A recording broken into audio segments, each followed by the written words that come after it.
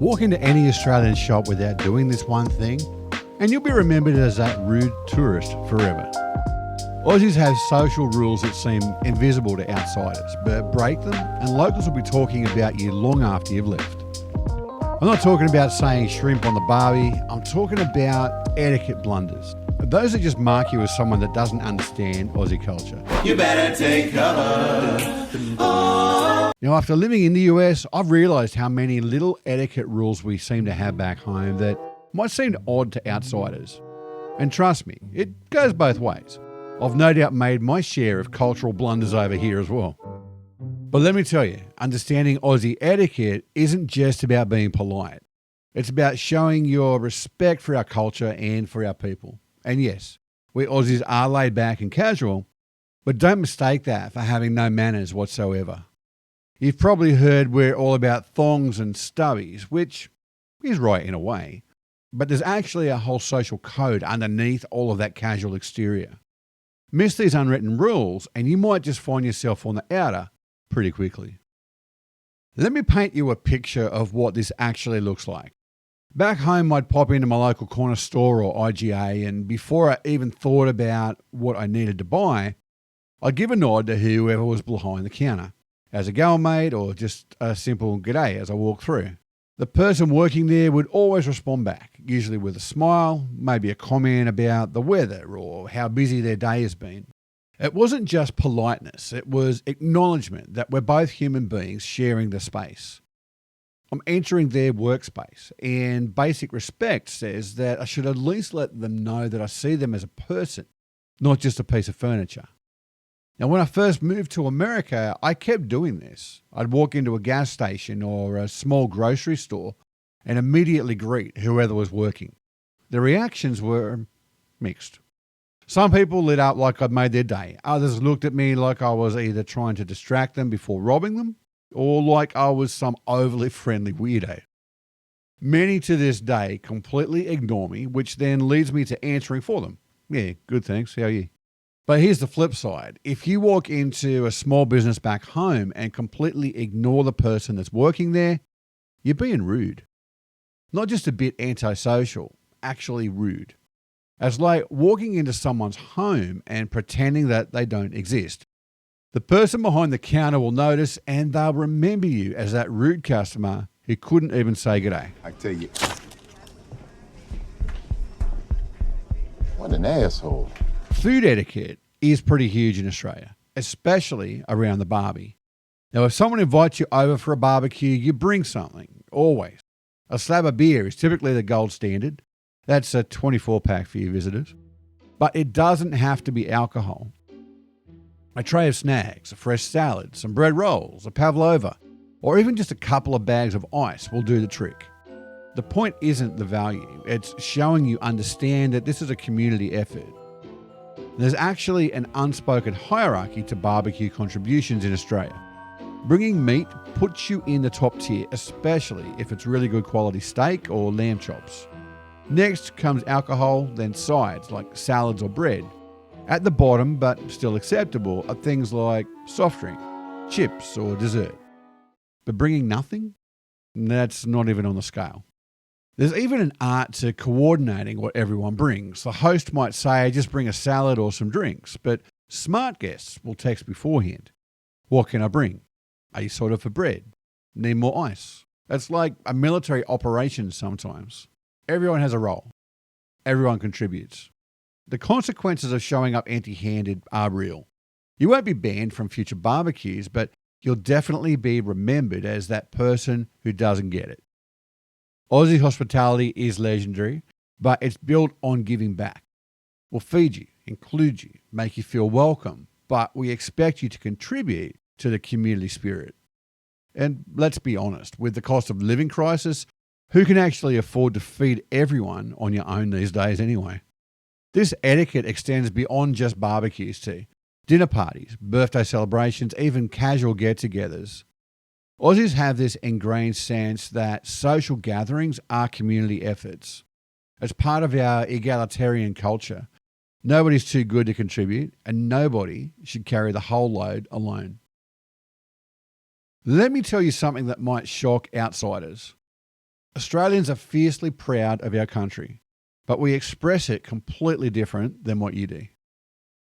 Australian pride isn't typically loud or showy like American patriotism. We don't pledge allegiance to flags or have Australia is the greatest country on earth bumper stickers. But ask any Aussie about our country and watch our faces light up. We'll tell you about our beaches, our wildlife, our laid-back lifestyle, and our sporting achievements. And we genuinely believe that we've got the best country in the world because, well, we do. I often hear jokes about us being descended from criminals, like it's a dark cloud hanging over the whole country. But you know what? I'm proud of the fact that I can trace my family back to the Second Fleet, and that long ago relative who was sent to the other side of the world for stealing a loaf of bread is the reason why I was born in one of the greatest places on earth. It's all a part of our history and what makes us who we are.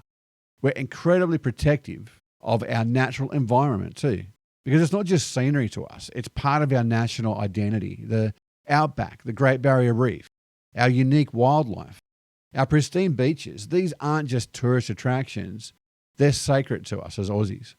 Show respect for our environment, and you're showing respect for Australia itself. Here's the beautiful thing about Australian culture. Once you show that genuine interest and respect, you're not just welcomed, you're practically adopted. Australians will go out of their way to show you what the real Australia is, not just the touristy version. They'll take you to the local pub, introduce you to their mates, invite you around for family barbecues, and share stories that you'll never find in any travel guide. Living in America has taught me just how deep Australian cultural pride runs. Americans are proud of their country in a very public, in-your-face kind of way. Australians are proud as well, but it's in a more personal, protective way. We don't need to tell everyone that we're the best. We just quietly believe it and we live it. There's this concept in Australia called cultural cringe, and it's the idea that we sometimes feel inferior to other countries, especially the UK or the US. But I've noticed that that's changing, and especially among younger Australians. We're increasingly confident in our unique culture and our achievements and our place in the world. Then there's mateship, probably the most Australian concept that you will ever encounter. Mateship isn't just friendship with an Aussie accent. It's a completely different concept that goes to the heart of who we are as people. Our Americans have great friendships, but mateship operates on a different level entirely. It's loyalty that transcends personal preference, unconditional support that doesn't depend on whether you actually like someone, and a bond that's considered sacred in Australian culture. Mateship comes with rules that are never written down, but everyone understands what they are. You don't abandon a mate when they're down. You share what you have, even if it's your last dollar. You show up when needed, no questions asked. You keep their secrets. You defend them when they're not there to defend themselves. American friendship is based on choice, compatibility, and mutual enjoyment. You become friends because you like each other, you share interests, or you have fun together. It's voluntary and often compartmentalized. Work friends, gym friends, college friends. These friendships are genuine, but they have boundaries and they have conditions. Mateship doesn't work that way. Your mate is your mate, regardless of whether you actually like them all the time or not. And that bond isn't based on compatibility or shared interests. It's based on loyalty and commitment. Americans find this level of unconditional obligation overwhelming because their culture emphasizes individual choice and personal boundaries. I think in that respect, it's why I've found it hard to make good friends living here. Australian workplace culture also reflects mateship values.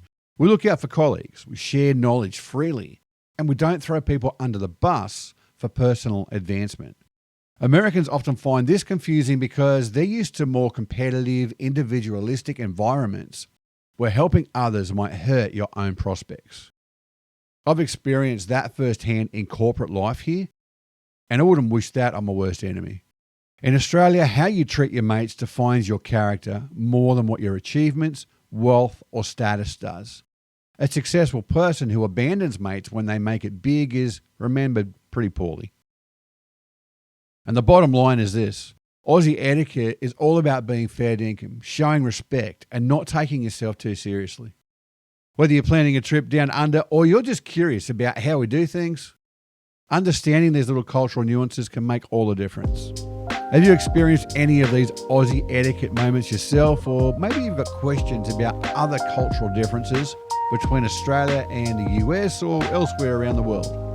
Drop them in the comments below. I love reading your stories and interacting with everyone that watches. I'm happy to dive deeper into cultural quirks that make us who we are.